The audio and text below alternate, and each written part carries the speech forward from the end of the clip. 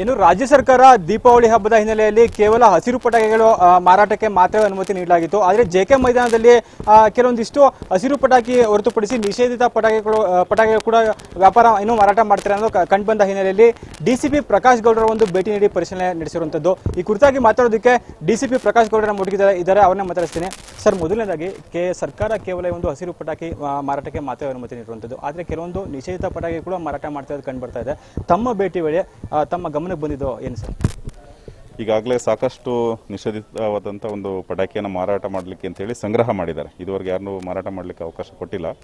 So ಅವರು ಈ ಕೂಡಲೇ ತೆರವುಗೊಳಿಸಬೇಕು, ಉಳಿದಂತೆ ಏನು ಹಸಿರು ಪಟಾಕಿ ಇದೆ ಅಂಥದ್ದನ್ನ ಮಾರಾಟ ಮಾಡ್ಬೋದು ಅಂತೇಳಿ ಸೂಚನೆಯನ್ನು ಕೊಟ್ಟಿದ್ದೇವೆ. ಯಾರು ಅದನ್ನು ಉಲ್ಲಂಘನೆ ಮಾಡ್ತಾರೆ ಅಂಥ ಅಂಗಡಿಗಳನ್ನ ಸಂಪೂರ್ಣವಾಗಿ ಬಂದ್ ಮಾಡಿಸಿ ಅವ್ರ ಮೇಲೆ ಪ್ರಕರಣಗಳನ್ನು ಕೂಡ ದಾಖಲು ಮಾಡ್ತೇವೆ. ಸದ್ಯಕ್ಕೆ ಮಾರಾಟಗಾರರಿಗೆ ಕೆಲವೊಂದು ತಿಳುವಳಿಕೆ ಕೊರತೆ ಇರೋದ್ರಿಂದ ಅವ್ರಿಗೆ ಎಲ್ಲವನ್ನು ಪರಿಶೀಲನೆ ಮಾಡಿ ಎಚ್ಚರಿಕೆಯನ್ನು ಕೊಡ್ತಾ ಇದ್ದೇವೆ. ಈ ಸಂದರ್ಭದಲ್ಲಿ ಪರಿಸರ ಇಲಾಖೆ ವತಿಯಿಂದನೂ ಕೂಡ ಕೆಲವೊಂದು ಅಧಿಕಾರಿಗಳು ಬಂದಿದ್ದಾರೆ, ಅವರು ಕೂಡ ಅವರಿಗೆ ಮಾರ್ಗದರ್ಶನವನ್ನು ಮಾಡ್ತಾ ಇದ್ದಾರೆ. ಇದನ್ನು ಕೂಡಲೇ ಅವರು ಚಾಚು ತಪ್ಪನೆ ಪಾಲನೆ ಮಾಡಬೇಕು. ಯಾವುದೇ ಕಾರಣಕ್ಕೂ ನಿಷೇಧಿತವಾದಂಥ ಪಟಾಕಿಯನ್ನು ಮಾರಾಟ ಮಾಡಬಾರದು.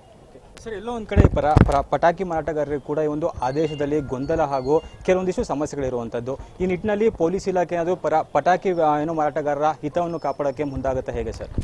ಖಂಡಿತವಾಗಿಯೂ ಈಗ ನಾವು ಈಗಾಗಲೇ ಕಾನೂನುಬದ್ಧವಾಗಿ ಮಾಡಬೇಕಂದ್ರೆ ಇವ್ರ ಮೇಲೆ ಪ್ರಕರಣವನ್ನು ದಾಖಲು ಮಾಡಿ ಸೀಸ್ ಮಾಡಬೇಕಾಗಿತ್ತು.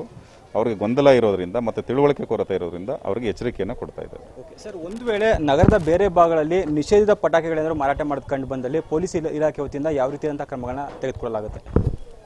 ಈಗೇನಾದರೂ ನಾವು ನಮ್ಮ ಎಲ್ಲ ಅಧಿಕಾರಿಗಳಿಗೆ ಸೂಚನೆಯನ್ನು ಕೊಟ್ಟಿದ್ದೀವಿ. ಎಲ್ಲ ಪಟಾಕಿ ಅಂಗಡಿಗಳಿಗೆ ಭೇಟಿ ನೀಡಬೇಕು, ಅಲ್ಲಿ ಯಾವುದೋ ನಿಷೇಧಿತವಾದಂಥ ಪಟಾಕಿಯನ್ನು ಮಾರಾಟ ಮಾಡ್ತಾ ಇದ್ದಾರೆ ಅಂಥವ್ರ ಮೇಲೆ ಕ್ರಮಗಳನ್ನು ತೆಗೆದುಕೊಳ್ಬೇಕು ಅನ್ನೋಂಥದ್ದು. ಇದನ್ನು ಹೊರತುಪಡಿಸಿ ಗ್ರಾಹಕರು ಏನಾದರೂ ಅಂಥದ್ದನ್ನು ಪರ್ಚೇಸ್ ಮಾಡಿದ್ರೆ ಅಲ್ಲೇನಾದರೂ ಅಕ್ಕಪಕ್ಕದವರಿಂದ ಮಾಹಿತಿ ಬಂದು ನಮಗೆ ಸ್ಥಳ ಪರಿಶೀಲನೆ ಮಾಡಿದಂಥ ಸಂದರ್ಭದಲ್ಲಿ ಅವರೇನಾದರೂ ನಿಷೇಧಿತವಾದಂಥ ಪಟಾಕಿಯನ್ನು ಬಳಕೆ ಮಾಡಿದರೆ ಅವರನ್ನು ಸೇರಿಸಿ ಅವರು ಎಲ್ಲಿ ಆ ಪಟಾಕಿಯನ್ನು ತಂದರು ಅನ್ನೋದನ್ನು ನಾವು ಪತ್ತೆ ಮಾಡ್ತೇವೆ. ಸಂಬಂಧಪಟ್ಟಂಥ ಮಾರಾಟಗಾರರ ಮೇಲೆ ಮತ್ತು ಪಟಾಕಿಯನ್ನು ಬಳಸಿದಂಥ ಇಬ್ಬರು ವ್ಯಕ್ತಿಗಳ ಮೇಲೆ ಕ್ರಮಗಳನ್ನು ತೆಗೆದುಕೊಳ್ತೇವೆ.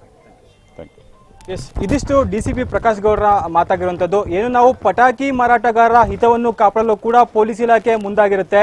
ಒಂದು ವೇಳೆ ಏನಾದರೂ ನಗರದಲ್ಲಿ ನಿಷೇಧಿತ ಪಟಾಕಿಗಳು ಮಾರುವುದು ಹಾಗೂ ಕೊಳ್ಳುವುದು ಕಂಡು ಬಂದಲ್ಲಿ ಗ್ರಾಹಕರು ಹಾಗೂ ಮಾರಾಟಗಾರರ ಮೇಲೆ ಒಂದು ಕಠಿಣ ಕ್ರಮದ ಎಚ್ಚರಿಕೆಯನ್ನು ಕೂಡ ಡಿಸಿಪಿ ಪ್ರಕಾಶ್ ಗೌಡ ಅವರು ನೀಡಿರುವಂಥದ್ದು.